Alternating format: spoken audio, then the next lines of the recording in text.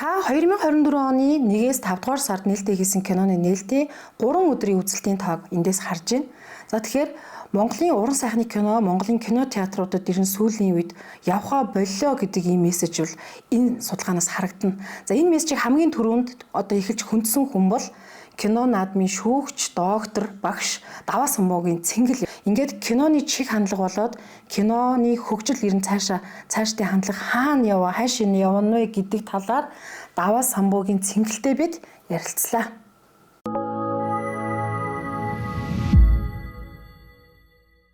Жүжиг үзэж байхад нь таны дуудаад гаргаад ирлээ. Тэг уучлаарай. Зүгээр өдрийн мэнд төргий. Тэгэхээр энэ хүүхдийн театр бол сая дүүрэн байна. Тэ хүүхдүүд маань дүүрэн суучихсан байна. Тэгээд бас тайз дүүрчлээ байгаа юм байна гэж харж байна. Гэхдээ таны хэд хоногийн өмнө тавьсан постыг хараад миний ийшээ нэг юм зураад тавьсан байхгүй. Яагаад гэвэл манай гэр бүлийн хүн өөрөө бас кинотой холбоотой хүн байдаг. Тэгээд үнэхээр энэ Монголын уран сайхны кино театрт үзэгчгүй болчихвол яана гэдэг юм тодорхойлт энэ дүгнэлт. Тэгэхээр зэрэг энэ бол яг эцсийн дүгнэлт биш ч гэсэндээ нэг ийм айдас бас нэг ийм дүгнэлт хийдэд эхэллээ тий. Тэгэхээр таны тэр нэг бичсэн пост ингээд яг анхаарал татсан. Тэгэхээр үнэхээр тийм үү? Энэ дүгнэлт яагаад ингэж хийдэг вэ? Яг гоо би зөвхөн сэтгэл хөдлөлөөр энэ постыг бичээгүй л дээ. Би ч өмнө театрт ажиллаж байсан. Тэгээд дараа нь одоо ковидын үед өвчтөгийн зах зээл одоо хүмүүс нөө уцаараа кино үздэг болол тий. Олон ангитай кинонууд нэлээ эрэлттэй болсон. За тэгээд сүүлийн үеийн чиг хандлагыг харахад бол манай залуучууд нэг юмд их анхаарал төвлөрөхөд асуудалтай. Одоо бүгдээ ингээд нэг стори үзээл Instagram дээр ингээд ерөөсөө уцаа ингээд 1-2 минутанд ингээд гүйлгээл хараад идэг. Энэ бол ерөнхийдөө маш олон зүйл дээр хэрэглэгчийн зан авирыг одоо тогтоож байгаа зүйл. За олон улсад ч гэсэн иймэрхүү чиг хандлага байгаад байгаа учраас одоо бүр нэг 60 секундын кино тий нэг ангин 60 секунд ч юм уу 3 минутаар ингээд кино хийдэг болсон. Тэгээ нэг кино нь ингээд 120 ангитай тийм аппликейшнуд хятадд бол айгүй их болсон байлээ. Тэгээ та нар ч гэсэн харж л байгаа ямар дараамаа одоо нэг тийм богино хэмжээний кино гэдэг ийм реклам үзээд явж идэлцэн. За энэ түүхэн юу болсон бол гэж тэгэхээр та дараагийн ангийг үргэлжлүүлж үзээрэй гэж ерөөхдөө сошиал нэтворк дээр бол тиймэрхүү чиг хандлагууд бол гараад эхэлсэн. За тэгээд 2000 хэд оны 22 оны болон 23 оны одоо энэ эхний статистикуудыг харахад Монголын ер нь уран сайхны киноны театр дах үзэгч бол нэлээд багассан байгаа юм байна гэж харагдсан. Тэгээд ерөнхийдөө гэх мэтчлэнгийн олон зүйлүүдээс шалтгаалаад үзэгч багасаад байгаа юм байна гэдгийг бол харсан учраас тэгэж эмзэглээ. За манайхаа юу болж байна? Энийг иймэрхүү зүйл болоод ишөө гэж бичсэн. Тий. Тэр чинь тэгээд зөв шүү дээ. Ингээд ер нь тиймэрхүү зүйлийг хэлж явах хэрэгтэй тий. Ингээд дуурж явах хэрэгтэй. Тэгээд тэрнээс киноны салбарын бас зөвөр ингэж тэрийг хараад нэр хэдийн биш үү гэдэг ч юм ийм зүйлийг харж явах хэрэгтэй байх л та. Хамгийн сүүлд ямар кино үзүү та? Яг зорж яг хамгийн сүүлд зорж дэлгүүрийн найруулагчийн Тойрог гэх киног өчтөрөөр үзсэн. Сонирхолтой байсан. За тэгээд манай хүн бас IPTV ерөнхийдөө ямархуу контентээр дүүрэн байна вэ гэдгийг өчтөрөвтөр яг судлаад үзчихсэн. Тэгээ манай зүд нэг секс учрал гэдэг кино байсан аахгүй. Тэгээд яг Univision-ийн өчтөр манайх Univision-тэй номоос аюу санг ингээд секс гэдэг үг бичээд үзэхэд бол бүр бараг жирийн киноноос илүү их хэмжээний юу гарч ирж илээ. Тэгээд энэ болохоор бас эрэлт байгаад байгаа учраас хүмүүс ер нь хийгээд байна. Тэгээд тэрийг ил гаргаж ярихгүй л байгаа болохоос хүмүүс гэртээ суудаг байсан үетэй холбоотой маш их хэрэглэгчийн зам төлөв өөрчлөгдсөн байна л гэж харж. Корона нөлөөсөн юм уу? Эсвэл яасан? Гэр бүл тийм хүн зэнтэй гэдэг илүү их мэдэрсэн юм уу те? Гэртээ ингээ хагас амсанд байх гэдэг болсон. Гэр бүлээрээ байх гэдэг орчин чинь нөлөөлөөд театр руу зарахад нөлөөлөхгүй байна. Монголын одоо дотоодын нэвтрүүлэгдэхүүн бас сайжирч байгаа. За тийм ч учраас нэг хүний одоо орлого, нэг хүн өрхийн олж байгаа орлого дээшлээд байгаа учраас өрхийн амжиргаа дээшлэх тусмаа entertainment-д зарцуулах тийм илүү карман мөнгө гарч ирдэг. Тийм учраас одоо гэр бүлээрээ хамтдаа цагийг сайхан өнгөрөөё, хамтдаа цагийг одоо дурсгалтай өнгөрөөё гэдэг ийм зүйл байдаг. За тэгээд хүний бас нөгөө нэг мотивац онл гэж байдаг л да. Тэр маань болохоор гидсэн үсэж байгаа өнөөдөр одоо хаана байгаагаа сайн мэдэхгүй байгаа буюу хэрэгцээний 3 болон түүнээс дээш шатлалынхаа хүмүүсийг одоо хангацсан хүмүүс соёл урлагийн боловсролыг илүү их сонирхож эхэлдэг. Тэгэхээр яг хүмүүсийн гидсээр үүсэхгүй болж эхэлж байна. Хаана хонох буюу орон байрандаа нэг их санаа зовхож эхэлж байна. Тэгэхээр энэ бол нийгмээрээ хөгжиж байгаа сайхан цаг ирж байгааг нь л ерөнхийдөө илэрхийлэлт учраас илүү цаг завтай байгаа. Гэхдээ илүү цаг зав байгаад тэрийг нэг идэж уух юм зарцуулах уу, шоу цэнгийн зарцуулах уу, эсвэл соёл урлагийн боловсрол зарцуулах уу гэдэг нь бол тухайн одоо гэр бүлийн хүмүүжил орчин тэрнтэй холбоотой зүйл. За миний хувьд гэх юм бол энэ жил бол би нэлээд эрчтэй жүжиг үзлээ. Ерөн сүүлийн үед тоологдсон бүх жүжиг үзсэн. За өнөөдөр ч сая хүүхэлдэйн театрт ингээд Пиноккио гэж жүжиг үзэж байна. Үзэж хахад ер нь бол зэрэгтэл дүүрэн байсан. Тэгээд драмын үзэгч сайн байна гэсэн үг. Драмын театрын үзэгч сайн байна. Кино театрих бол багассан байна гэж харж байгаа. Харьцуулт. Та үзэхдээ бол мэдээж мэргэжлийн зүгээс менежмент тэр ер нь тэр дандаа ард ингэж бодох гэж тэрийг үзэж байгаа шүү дээ. Ямар шинжилэл хиймээр байна? Менежментийн талаас яамаар байна гэд. Тэгэхээр та түрүү ярьжсэн Клеопатра бол илүү гялцал. 1984 болохоор зэрэг ер нь энэ жүжигүүдийн онцлог нь юугаар ингэж хүнийг татаад байгаа? Ардлын менежмент нь сайн байна гэсэн үг үү? За тэгэхээр яг жүжиг боловч энэ чинь нөгөө талаасаа бол бүтээгдэхүүн. Бүтээгдэхүүн бол өөрийн гэсэн сегменттэй буюу зорилттой одоо үзэгчтэй байх хэрэгтэй. За тэгэхээр би бол яг шадар 3 зэрэг физикал драмыг болохоор 2 өсвөр насныхаа охиныг дагуулж үзсэн. Жүжиг үзсэн чи ээж юу вэ? Ах гад юм жүжиг мөжгөрөө дагуулж аваад бараг л нэг зөндөө олон юм амлаж ижтэй за ганцхан жүжиг дагуулж ингээд яваад үзчих гээд гойсон.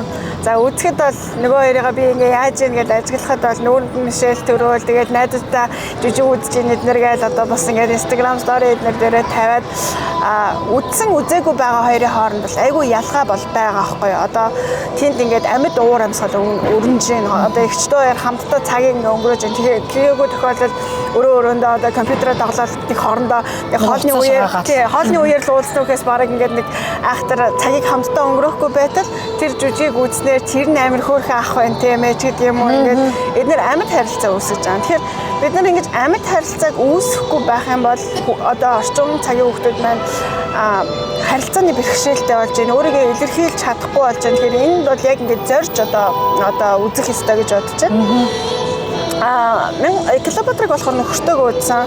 Тэгэл бас дандаа ажил хийгээд байна гэж юу ахавтай тий. Одоо хаяа бас гэр бүлээрээ сайхан цаг завыг ингээ өнгөрөөмээр байна. Тэгэхэд бол VIP юун дээрээс нь одоо дурангаар ингээ хараад тий вино уугаад ингээд зөвхөн тэр одоо жишээлбэл тайзны пистажийг худалдаж аваад үзэх боломж бол байсан. За энэ нь болохоор магадгүй хайртай гэр бүлийнхэнтэйгээ цаг өнгөрөх гэсэн нэг олон дунд явах дурггүй ч юм уу тий ингээд чимээгүй юм үзчихмээр хүмүүс байдаг. Тэгэхээр тиймэрхүү хүмүүст бас юм зориулсан. Эсвэл яг тийм найз хүүхдүүд мөхтөдөрөө үзэж байгаа. Арай нэг юм амьдралын бололцоотой. Гэхдээ нэг тийм хүнд үзүүлээд байгаа гайхуулах сонирхолгүй ч юм уу. Тийм хүмүүс жишээлбэл одоо Клеопатрыг үзэх сонирхолтой. За бас Клеопатрыг үзэхэд бол нөгөө Грекийн адал явдал нь мета ертөнцид одоо хийгдсэн компьютер графикийн дүрсэл айгүй сонирхолтой тий. Шат матан дээр нь дүрс мөрс ингээ өгж авч байгаа. За тэрэнд бол юу харж байгааг бол орчин үеийн техник технологийн ололтыг бас айгүй тусгасан байна, дэвшилтэд байна. Яагаад гэвэл хүмүүс чинь одоо орчин цагт урлаг болохоор өөрөө оролцож байвал айгүй сонирхолтой. Өмнө нь бол зөвхөн тайзан дээр гарч байгаа амийг хараад чимээгүй алгаад тишээ сууж байвал тэр гоё байдаг байсан бол нэг шавар урланд хурж ирээд өөрөө аягаа урлаад тэрийг ингээд дурсамжаа бүтээгээ авах юм бол тэр ингээд өөрт нь гоё урлаг болж байгаа байхгүй. Тэгэхээр энэ юу гэсэн үг вэ гэвэл үзэгчийн оролцоог хангасан. Магадгүй тэр мета ертөнц гэдэг тэр одоо Клеопатра дээр гарч байгаа хангууд дуусаад тайзан дээр гарч ирээд манай жүжигчтэй зураг авахлаарай гэж тэгж яхад айгу гоё байгаа байхгүй. Драмын театр жишээл юм бол жүжиг үзэхэд бол бараг тийм боломж олддгүй. 1984-ыг болохоор урилгаар шүдрэгчтэй хамт үзсэн. За тэгээд бас Монголын нэлээ одоо элитүүд гэж одоо нэрлэгдэж болох хүмүүс үзсэн байсан. За тэгээд бас айгу цөөхөн хүнтэй тэгээд Улаанбаатарчууд бодол тийм дөрвөлжин тайзтай тэгээд тал талаас нь үзэж болохоор за тэгээд энийг бол бас энгийн одоо зүгээр магадгүй өдөр тутмын хошин шог илүү сонирхдаг хүмүүс ч гэх юм уу те үзэх юм бол нэг ойлгохооргүй одоо хүнд төрлийн тийм ойлгоход хүнд төрлийн тийм жүжиг байсан. Киноны салбарт таны одоо энэ судлаад байдаг энэ урлагийн салбарт сонин ийм хандлагууд байна уу танд ажиглагдаад байгаа? Одоо сонин гэмээр хандлага.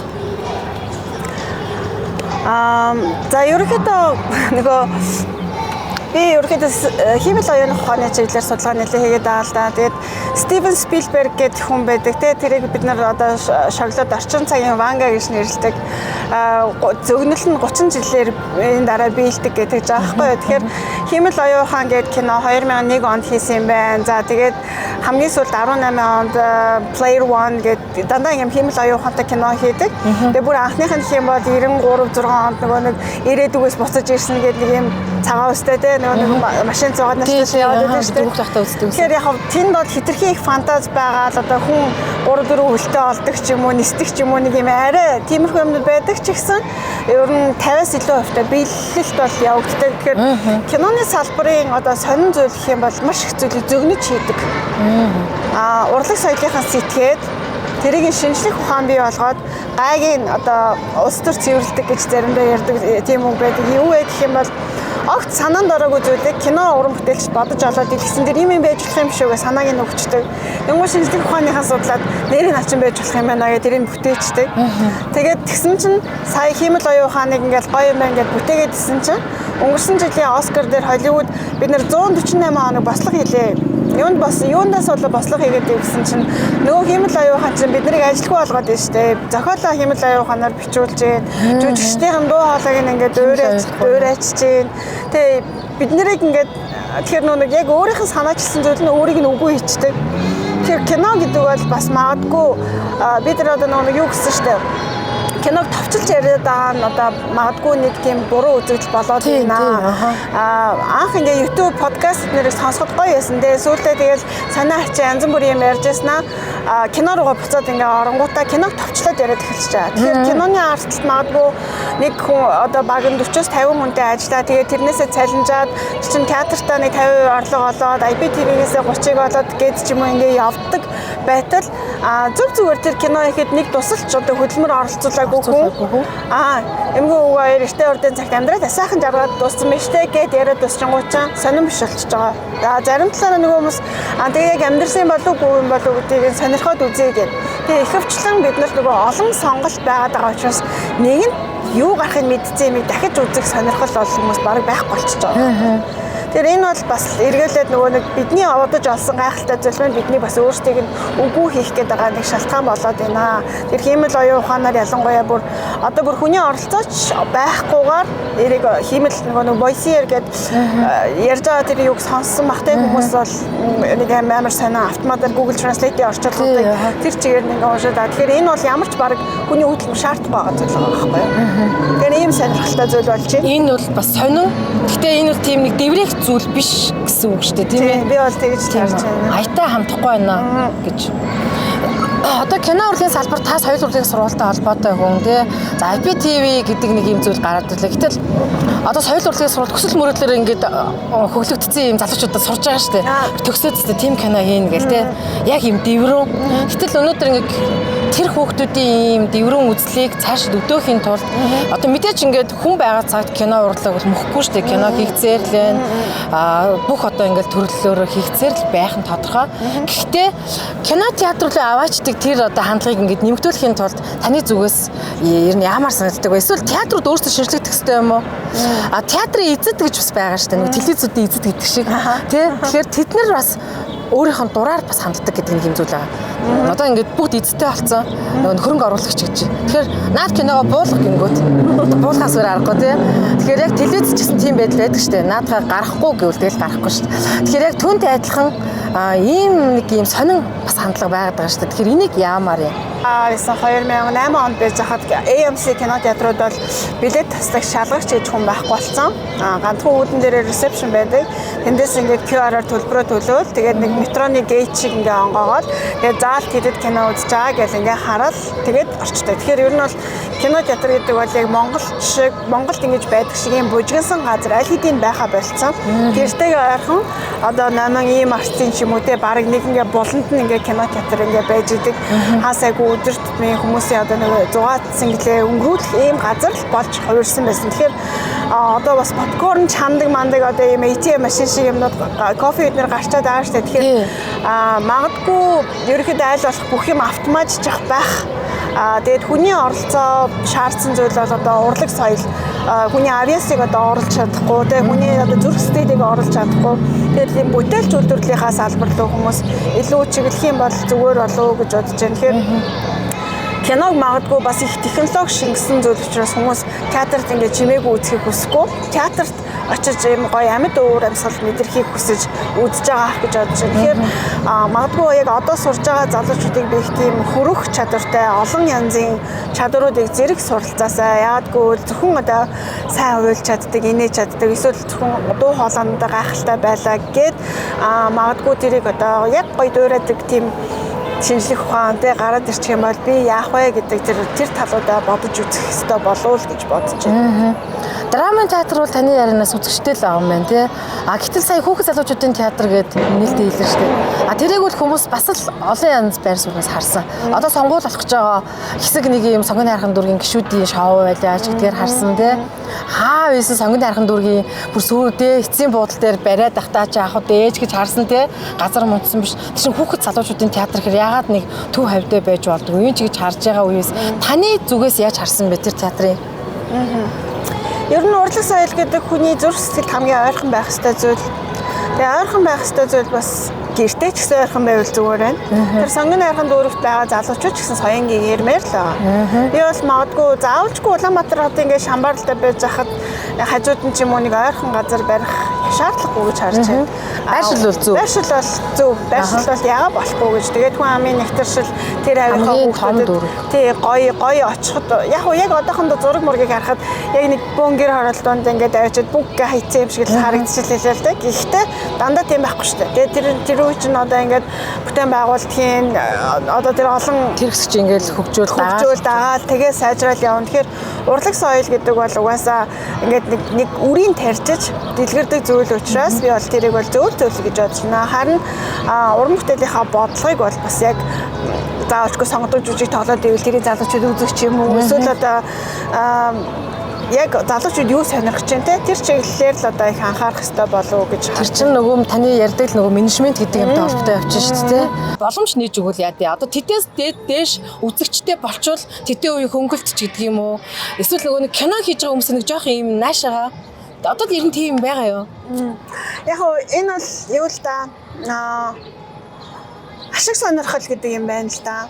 Одоо ямар киног төлхөө явуулах ёстой. Эсвэл хуулийнхаа хүрээнд одоо Монгол кино тэдэн хувьтай гаргана гэдэг ижсэн чинь нөгөө талаас танаа Монгол киноч чинь 40% хүртэхээр кино хийсэн бэ.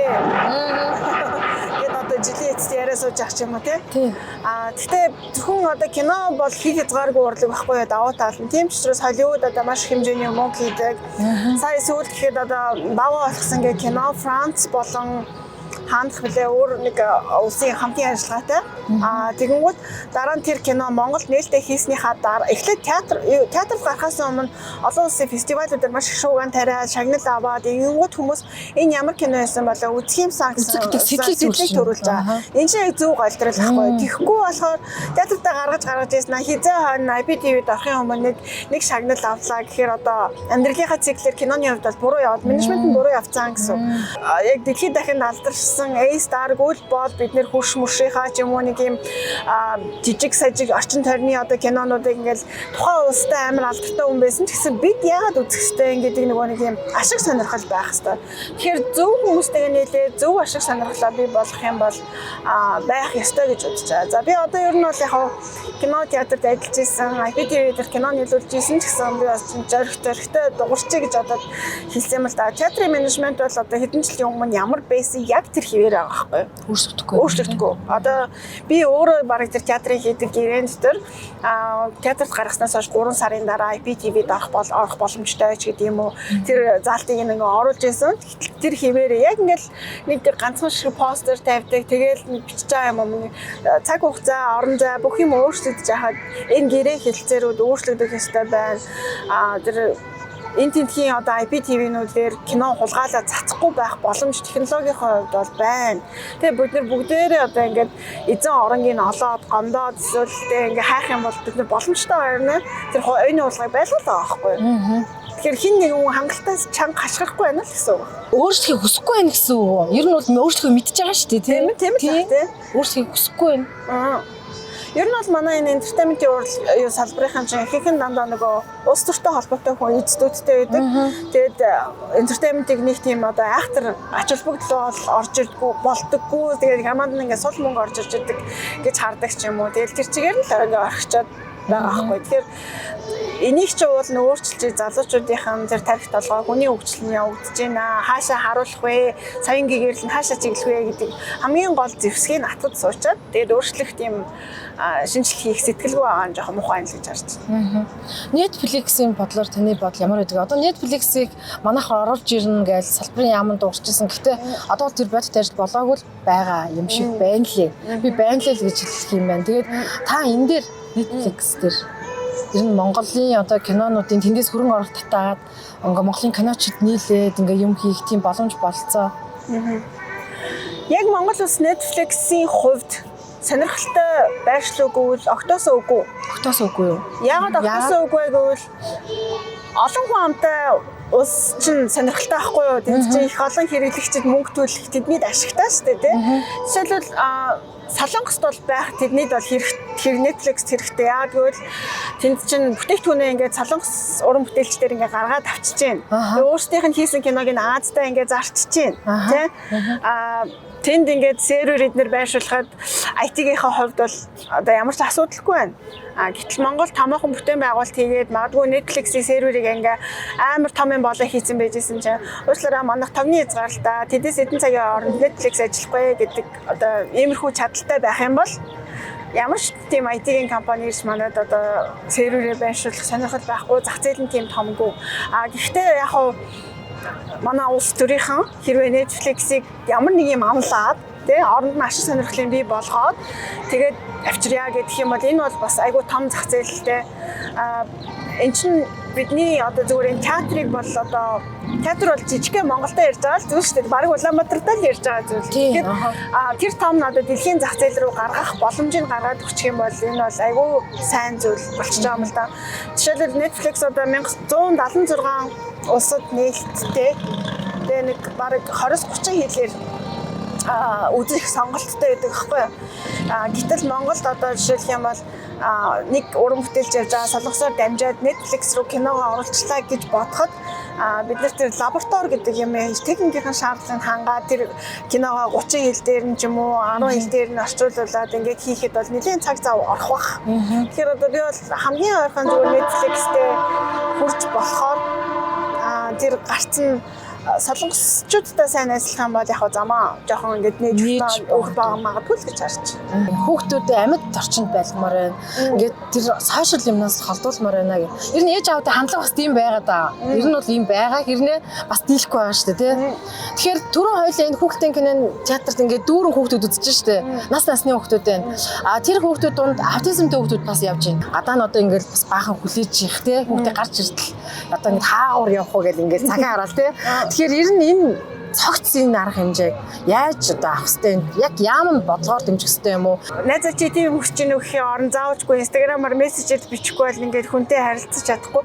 Энэ маань явандаа болохоор бас нийгэмд маш их тийм хортой үр дагавартай. Жишээлх юм бол одоо хүчирхийлэл өөрийгөө илэрхийлж чадахгүй байгаагаас үүдэлтэй нийгмийн асуудлууд бол гарч эхэлнэ.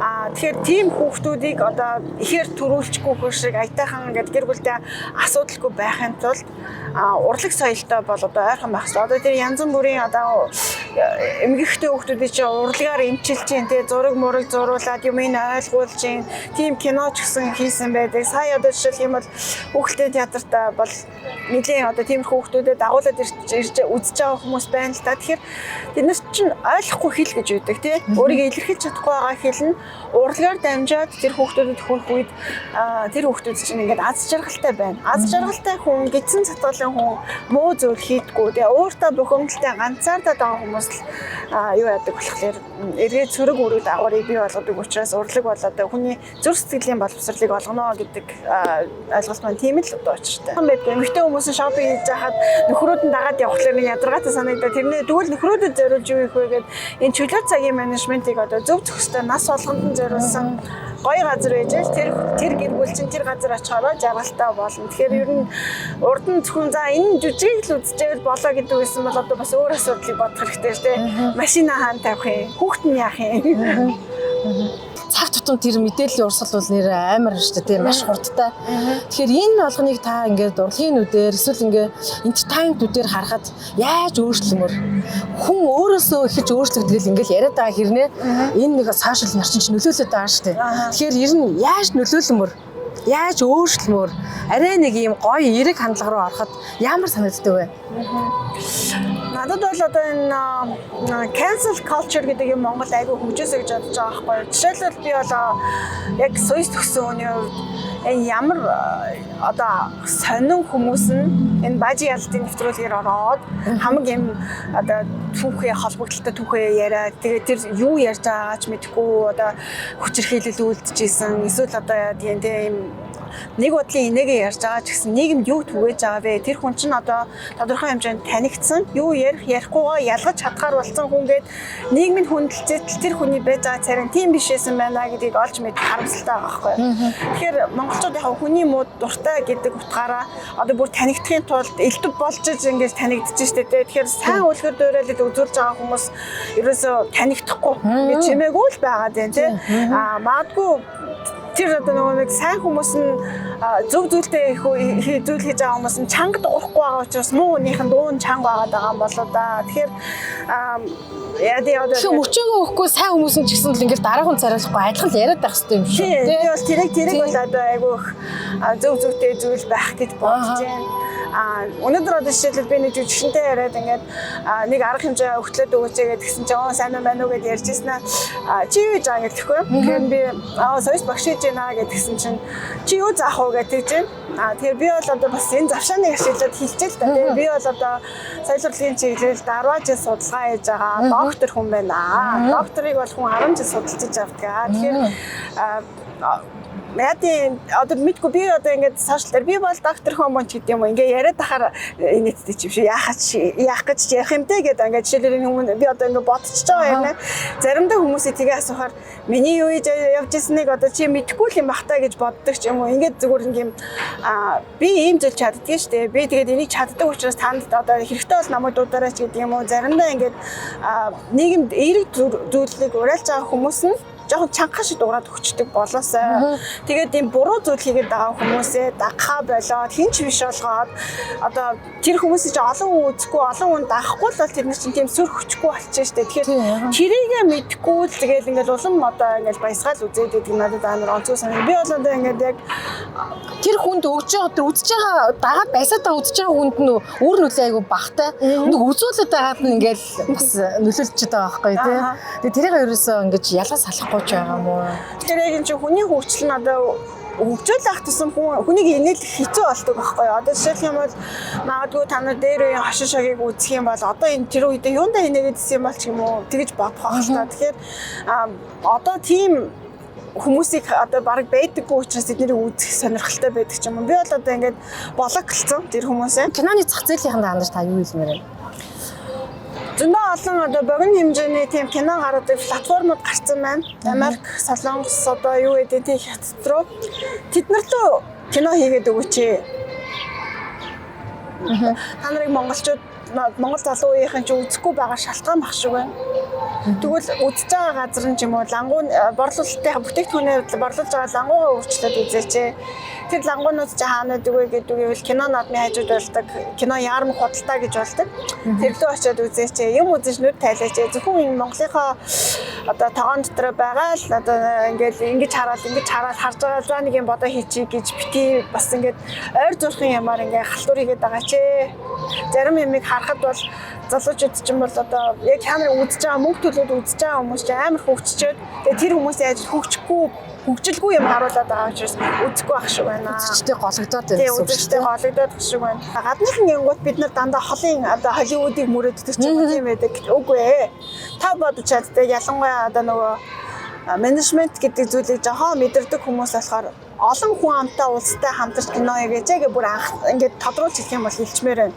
За олон хүн амтай улс нь юу байдаг вэ гэх юм бол Индонез, Вьетнам одоо яа гэх тийм Фукуок руу сайхан аялал юм. Тэгээд тэнцээ очиод нэг өөртөө таарсан өөрийнхөө зиндааны нөхөртэй найзлаад за хоёулаа найзаа кино яа гэд. Тэгээ хоёулаа таяр нийлээд кино хийхээр нөгөө нэг царцаа шоргоолны үлгэр шиг тий. Одоо би Монголынхаа борлуулалтыг хариуцъя. Монголынхаа борлуулалтын 20% чамд орлогын нүгэ. Чам чи Вьетнамд борлуулаа. Би Вьетнамын чинь борлуулалтын 20% авъя гэх тэгэнгүүч тэр Вьетнамын чинь 20% нь Монголын хүн амыг одоо тий 5-6 дахин үржүүлсэнтэй тэнцвүүц хэмжээний борлуулалт байна. Тэгээ дээрэс нь Монгол улс чинь киноны хуультай болчлоо. Сая тэр Vivant гэдэг киног Монгол зураг авалт хийхэд бол маш их хэмжээний одоо хиймэл улс Монголыг одоо би болгонгуудаа зураг авалт Монголд хийсэн одоо юун дээрээс би үзсэн л тий. Тэгээд тэд нар чинь тодорхой хэмжээний хөрөнгө оруулалтыг Монголд зарцуулаад эргүүлээд буцаан олголт гэж авч байгаа байхгүй яа. Тэгвэл зочид буудал байна, хоол унд идчихээн тий. Энэ хөрөнгө оруулалтаас татварын буцаан олголт гэж бараг 45% хувийн зарцуулсан мөнгөө буцаагаад авчирчаа. Тэгэхээр ийм хуулиуд одоо гарсан байгаа. Тэгэхээр жоохон мэдлэг боловсрлоо сайжруулад одоо мэдгүй хүний ерөнхийдөө нэг мэдлэг нэг 10 жил болоод дуусчихдээ. Сойс төгсөн бол эргүүд дахиад сураа. Одоо тэр сойс төгсөн мэрэгчлээ 10 жил болоо хуучирсан байгаа. Гадагшаа яваад одоо академик боловсрал аваад хэл усаа сайжруулад өөр юм хараад толгой нь одоо ер нь ном уншдаг хүн гэдэг шиг те өөр юм үзэж харсан хүн л өөр юм одоо хөгжилтэй бодогддог учраас энэ олон хүн амтай Азийн улсуудтайгаа найзалж кино хийгээч. Одоо баян гэх юм уу? Баян болоод байгаа нь харагдаад байгаа байхгүй. Тэгэхээр тэр киноч чи үзэхгүй байгаа юм шиг хэрнээ яаж төрүүлж ингэж мөнгө босгочод байгаа юм уу? Бүр тасарсан баян тийм киночд байна гэ. Тий. Одоо тэгээ энэ бол нөгөө нэг бас хүний мууд бас л дурлж байгаа болж байгаа хта. Онцны буудал дээр ингээд явж исэн чинь нэг залуу хурж ирээд сайн уу мэн үү гэдэг. Би нөгөө залуугаа нэг сайн таньдгүй. Ямар ч гэсэн уран бүтээлч хүн гээд бодож байгаа байхгүй юу?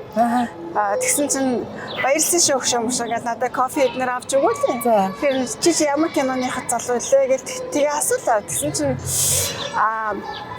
за киног нь хэлээд ханзаны 10 жилийн өмнө одоо ингээд нэг жүжигчин продюсерийн хөрөнгө оруулалт хийсэн залуу юм байна л да. Уул уурхайн бизнес эрхэлдэг байсан залуу юм гинэ.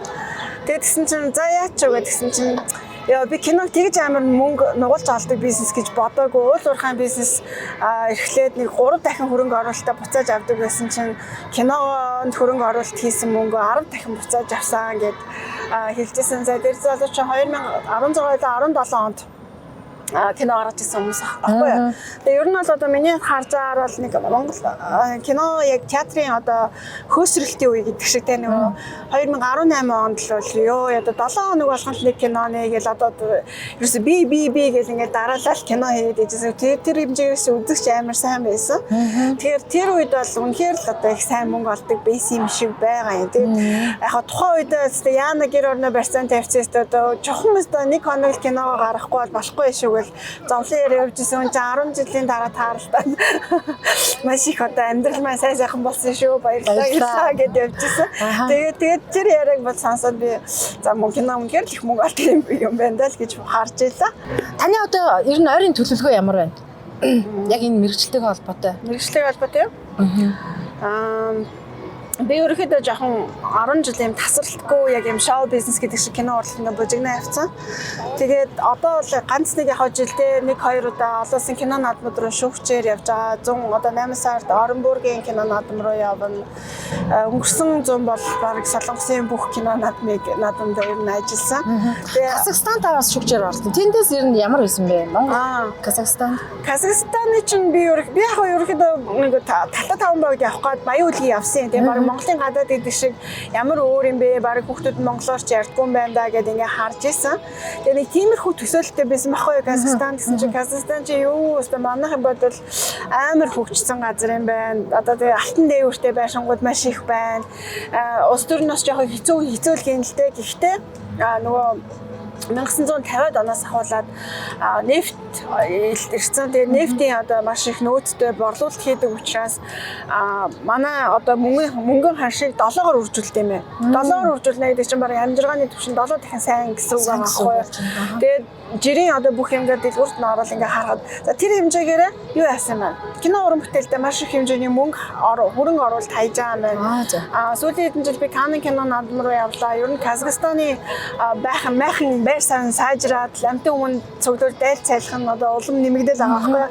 Тэгээд хүн амын хувьд ч гэсэн ер нь бол Монголд хамгийн түрүүнд баг Казахстантай ингээд кино хийгээд тэгээд борлуулаад ингээ явах нь бол боломжтой санагдчихж байгаа. Тэгэхээр тиймэрхүү хамтын ажиллагаануудаа бол үргэлжлүүлэндээ ер нь жоохон залуу үеийнхнийг бас бэлдэх чиглэлээр л ажиллая. Тэгээ ном зохиолоо бичиж жоохон тайван амгалан амьдрал гэж бодож байна.